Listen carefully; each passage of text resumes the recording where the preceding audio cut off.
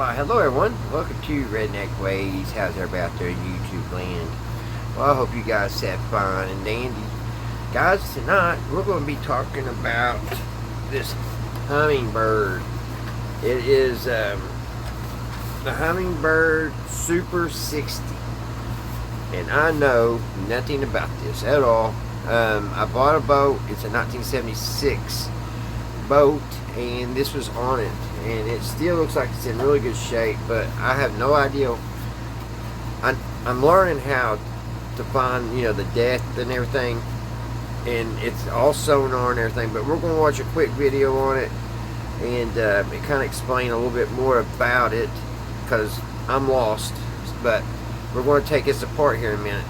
I've been trying to find out if this lights up, or does it got to be in the water, because I don't have inside the little sensor. It's still on the back of the boat that hooks into the back. It hooks in here. But I don't know if you gotta be, in the water for this to work, for the sonar to pick up and then the lights would come on, or if it's just broke. Because I've hooked it up to 12 volt DC. I looked that up. I do know that much about it. It is, it does run on 12 volts DC. So other than that, I don't know. I just can't get it light up. When you turn it on, it looks the same as this right here.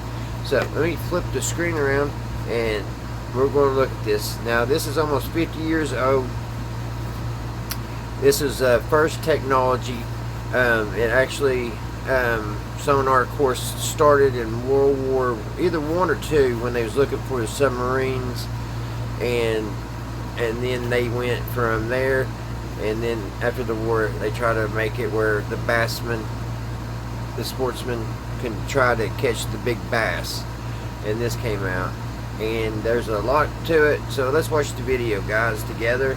And then we'll open this up and see. I want to test and see if the voltage is actually going through. Maybe there's a fuse inside here or something shorted out. I don't know. And don't laugh at me. When I first saw this, I thought it was a tachometer or something for the boat. Yeah, right. Yeah, funny, huh? All right, let me turn this around and let's watch this together. Okay, guys, here's just a little bit of the manual, which I wish I had. So I don't. So it's gonna make it a little bit more difficult if it works. But I don't know. All these videos I've watched, I cannot find out. If you could just turn it on without it being in the water to see if it comes on. You would think there'd be some kind of lights come on to indicate that it does work. So it's a little confusing. So we're going to watch a little bit of this video here. Alright, guys, watch a little bit of this video. The YouTuber was named Retro Bassin, and it looks like this got 14,000 views. But this is the guy on the front of this that kind of helped make this Hummingbird. So here we go. About how to use that little black box. A Man and His Bird by Mr. Tom Mann. Tom Mann. We're going to get into the functionality a little bit, but I do want to show you this. I love this picture. There is Tom Mann hunched over a Super 60, probably scoping out some deep bass during a BASS tournament. Looks a heck of a lot different than the stuff you see today, for sure. And he also typically had a unit matching. I wonder if Bill Dance used one of these. So here's a little part of this guy's video about the manual, and it kind of shows some pictures. So we'll go through it. From a Hummingbird.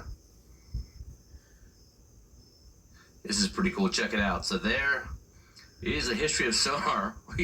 We see a boat trying to find a submarine, and if it wasn't for that World War, we probably would never have that fish finding invention that we do today. One of the things that took me a while to understand about sonar is when I looked at these old school flasher units. It has I really thought it was just about little this, red pattern, little dots, and no more. That make patterns. But the more I've come to learn about them, the more that I realize you can do a lot more than just figure out how deep you are. You can figure out what the bottom looks like. Depending on the width of the bar, you've either got a hard bottom or a soft bottom. So you can also find underwater brush, like in this scenario. You can identify steep rocky ledges, small fish over an underwater cliff. Here the wide signal indicates large fish versus You just small gotta learn fish. it, I guess. There's just so much you can do. And the more that I get used to this unit, the more that I learn. Alright. So, now I'll fast forward a little bit into the video, guys, and show you what it looks like in the boat actually working. Alright, guys. He's showing here a book, and it actually shows what the dial looks like lit up. It's going to kind of explain a little bit, but we're not going to watch it all. Then we'll go into what it looks like on the boat. It's actually pretty cool because it looks like it flashes, like the ring, it flashes white, blue. It just looks neat. But let's watch a little bit of this. Page. Okay, so here's a really good color illustration of a Tomman Super 60. Here we've got the surface where that transducer signal is originating at 0. Notice we see the first echo here right around 13 feet. And there is the second echo. For the most part, depending on how hard the bottom is, you'll either get 1 extra echo, or in the case of a really hard bottom, you'll get 2 extra echoes. But right here, this is a standard reading of a pretty flat bottom. But that's kind of what it looks like. About 13 so let me feet. Fast forward it out on the water. Okay, so here we go. Fin color. And we are going to see if we can locate some bass and catch a few. So here's my vintage Tomman Super 60, made from Texonic Industries in Lake Eufaula, Alabama. Alabama. So right now we've got 2 different lines here. This first line that you see how it flickers? Is the surface, and the second line is the bottom. Depending on how wide this band is, lets you know if you have a hard bottom or a soft bottom. And because we know it's a hard bottom, I want to reduce that as much as possible. So 0, we got a hard bottom of about 35 foot. And we are just sort of following this little cove back here.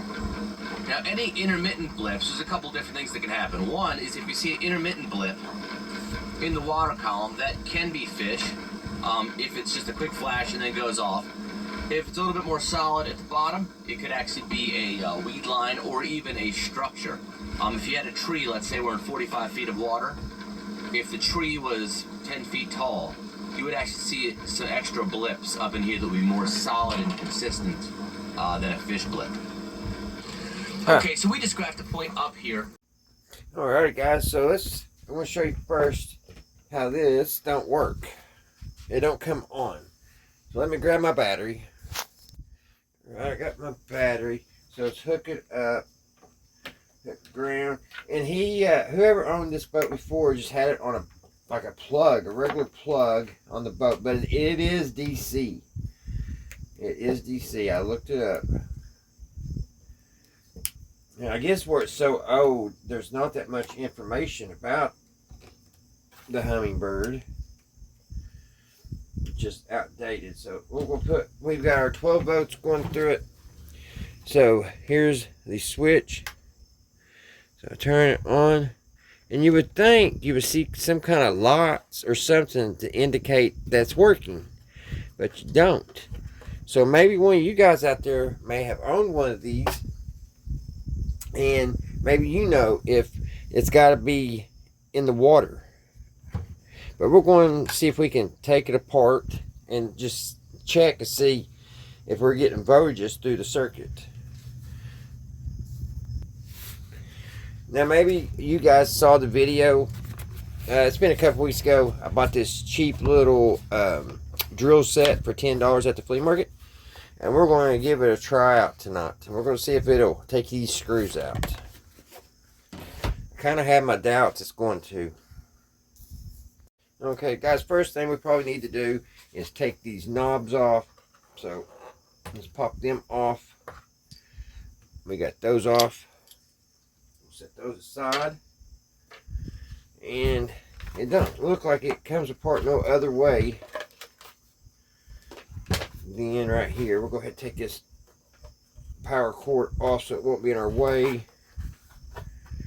Now, they said the reason why it's called Hummingbird is because the guy that invented it, what was his name? Tom Moon? our Taunton man, he couldn't pronounce it. He couldn't get the G right. So it's Hummingbird. I can't believe, I think that's his name. I already forgot his name, guys. Sorry about that. So, all we gotta do is take a few screws out. And we'll see what's in this thing. I about tripped over the rug. Alright, let's open up our little toolkit here. Ooh. La la. What do we need? We need a Phillips, don't we, guys? Yes, we need a big fat Phillips. I hear a Harley back in the background there. Must be our neighbor getting home. Oh no. Does this thing need charged? I've never charged it, so hopefully we got enough charge. So let's see if it'll break these bolts loose.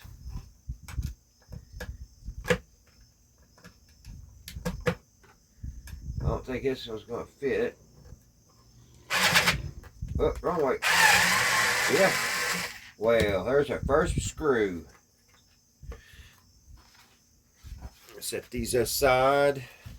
And we'll get the rest of them out.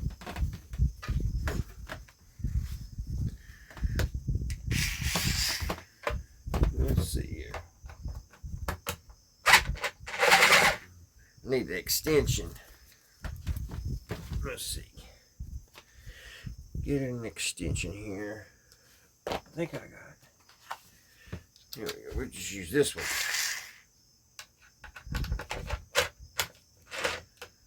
Well. Uh-oh.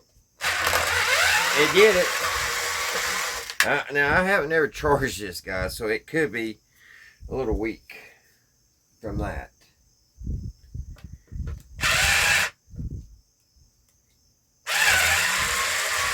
I know one thing, that button's too easy to push, and it keeps kind of messing up. Man, that sounds rough. North Tech.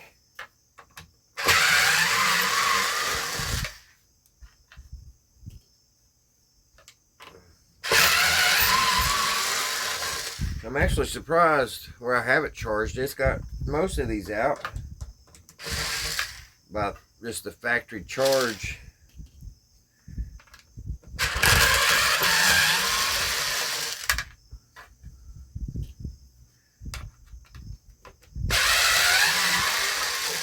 And I don't got the light on. Hold on one second, guys. There we go.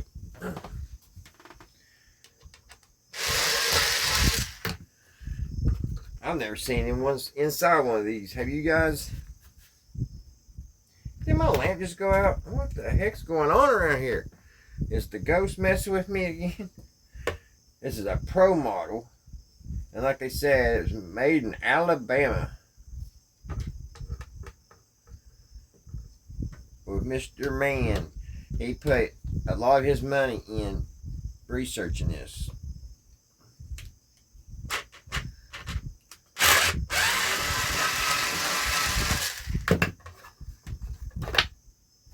I know they had a lot of screws in it, but I guess they had to make it waterproof. Make a good seal. We got a tight one here. We got it though. Man, them gears sound rough, don't they, guys? I don't know where it's made. It probably is made in China. I don't see anywhere where it says, but I'm sure of it. Let's get the magnifying glass.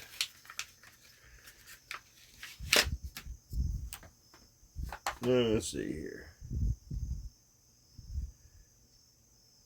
Made in China. Yep. Made in good old China.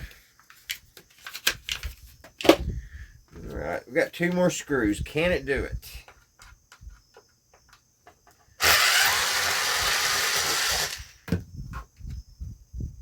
one more. Alright. Well, I got them all out. Now, I say, we're not out of the woods yet. We'll probably have to take these little nuts off here. It's got nuts on the back.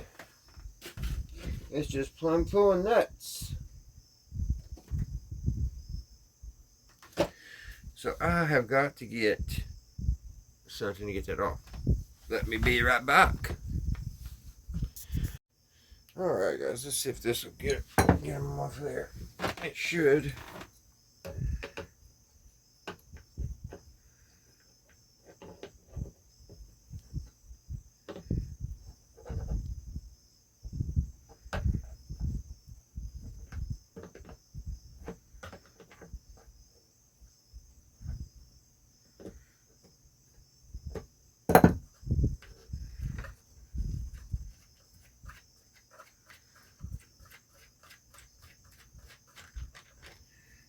One. There's two. And it's still not coming out. That's what I figured. We're going to take it off back here. I don't know if that's that looks like plastic. I don't think that comes off. But this one does.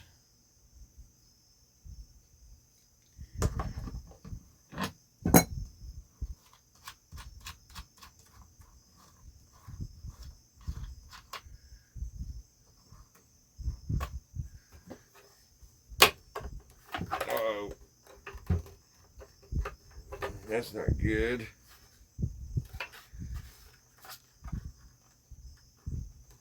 Kind of looks like they didn't want you in this. I wonder if we got to take these Phillips out too. My Lord.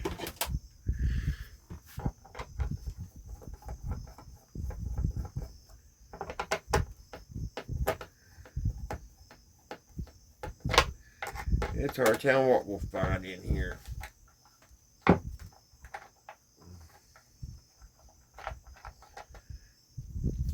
There's that side.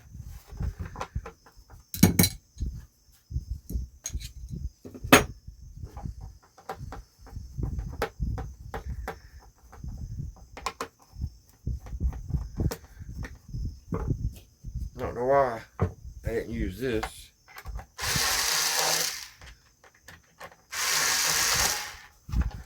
Alright. Let us see now if it'll come out.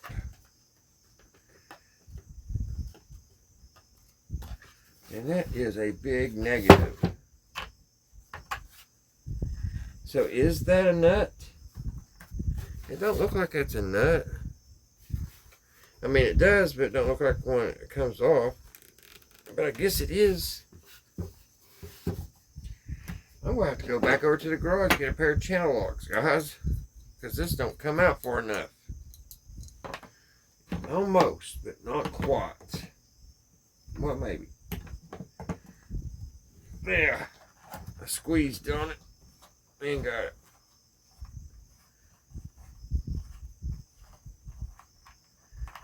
Alright. Now this thing has to come apart.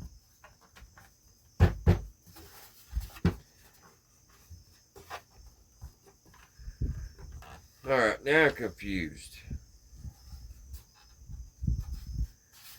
Is it the waterproofing that's messing with us? Did they fix this where you can't get in it, you think?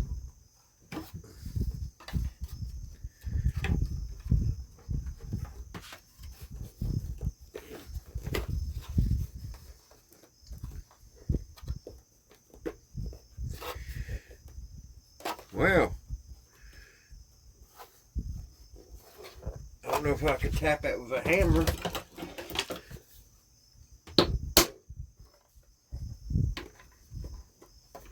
Well, no, that did not help nothing. That just moved these in the back, the wires. Alright, this thing should pop out. But it is not. What do we need, guys? What do we need? I'm gonna pause it for a minute and see. I mean, there's nothing to hold it. We've took everything off. And I hope I didn't break anything. It probably worked. Oh, Tom Mann, right there in the middle. It probably worked. I don't know. Should I go any further, or should I just put everything back? I didn't break anything. I just, when I pushed that in, it just pushed it in. It'll come right back on.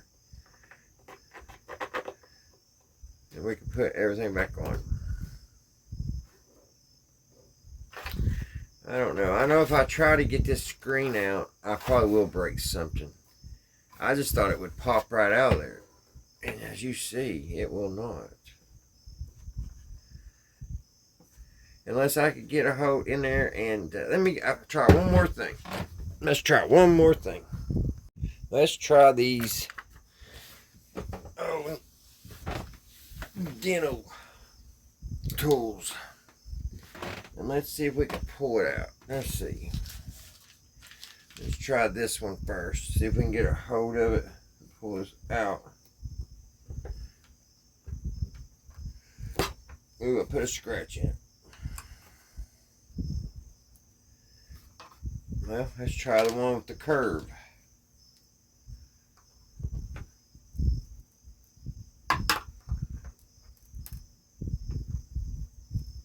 Okay, that is just not coming out.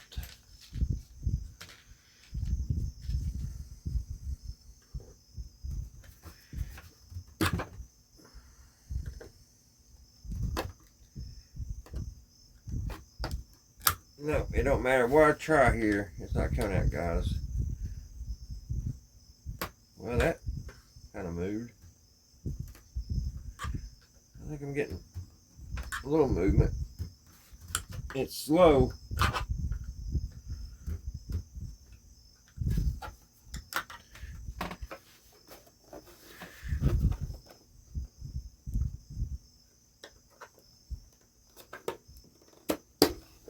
Got a little movement. Let me work with it here, and I'll try to get it open. Alrighty, guys. This may just be the first time anybody saw this on YouTube, the Hummingbird, and I would have not been able to get this out safely without this type of little hook. And see how it's made? You kind of just go in and you twist, and it gets in behind. Gets in behind here. That way it didn't break nothing. But we got it loose. She's ready to come out. Now, who wants to see behind there, guys? Raise your hands. Huh? Well, let's get to it. But first of all, let's have a word from our sponsor. Shots! Alrighty, guys, let's look in and take a peek inside. Let's see what's been hiding back behind here for 50 years.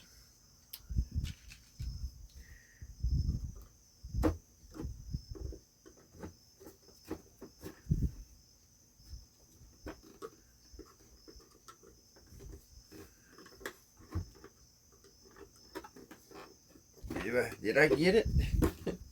It has been one stubborn thing here.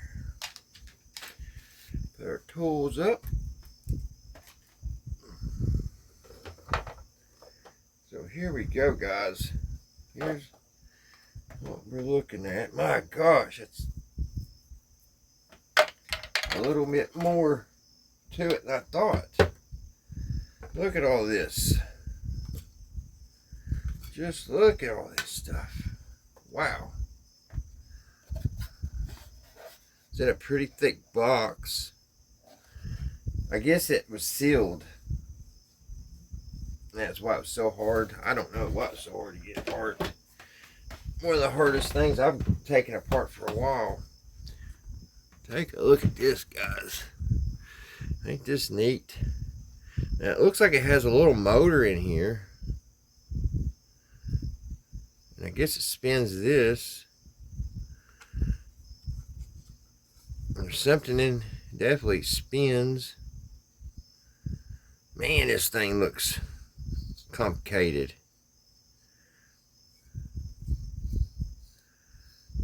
I don't know if there's a schematic out there or not. If there is, I'll put it right here. There's the two potentiometers. Got a couple transistors here and here. F cans. Now this was made. This is 1970s tech. Let me see if it says anywhere a date. Sometimes there's a date on them. I don't see one. But can you all see up underneath it how it spins? And where's it at? What in the world is this little needle thing right here? And what makes the red light? I don't see no lights. So does it light up?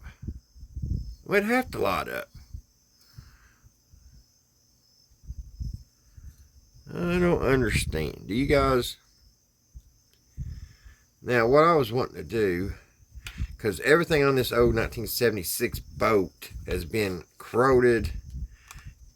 Even the bilge pump I had to fix. It was corroded up. This was made in Taiwan by Canon. It's a Canon motor. Still no date nowhere. 74. I believe that would be the last two digits be 74. So it's actually 50 years. That's how old I am. When I was born, 1974. So this is 50 years old. Well, what I was wanting to do, guys, is just, I was going to put some juice to it. And see if, if it's corroded. So let's take these pins. Let's unplug it. See what these pins look like. They look good. Pins look good and clean. But they do. I noticed one thing. The piece that goes to the little sensor, it all plugs in together. So that might just mean that it's got to be in the water to work. So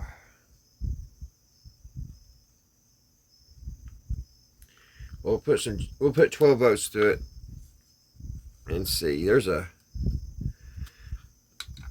diode, a germanium diode right here. There's all kinds of germanium diodes. One there. Well, only 3. 4.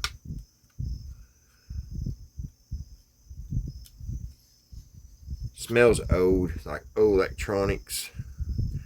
But I still don't see where any light would come from.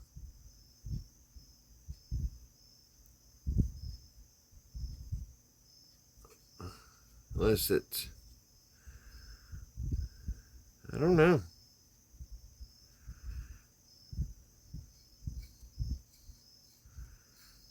I have no idea.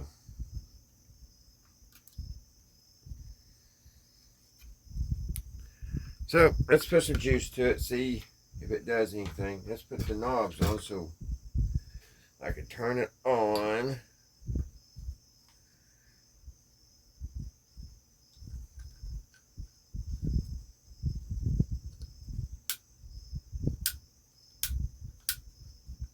Okay, it's off.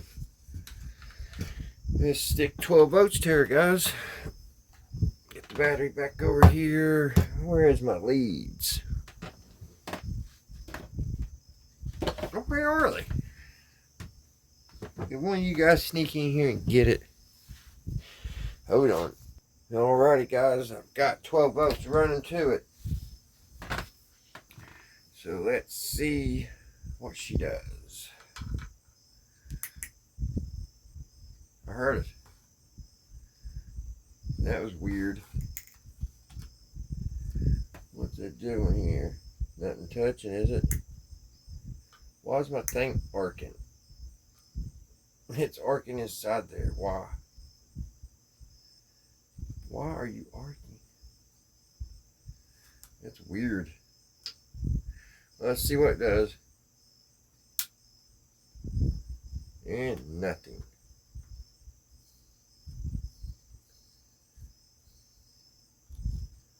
It is absolutely done nothing. Make sure nothing's touching.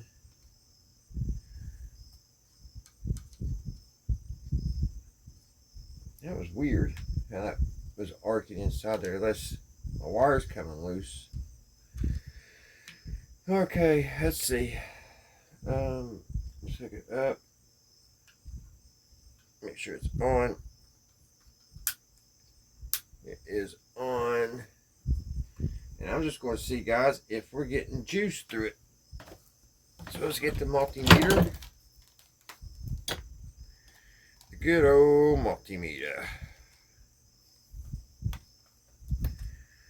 And let's put it on 12 volts DC. We're going to put the ground to the ground. Make sure we got the ground, everything grounded.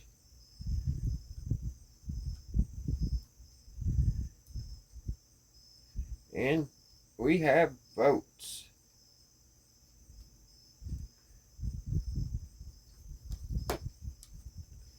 So this thing have to be in the water to work.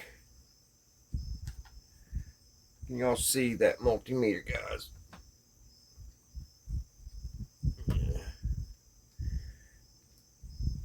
There's 13. Let's see. Let's go back here on this capacitor. What's it reading? 12.8 or let's check his motor up here. We got voltage there.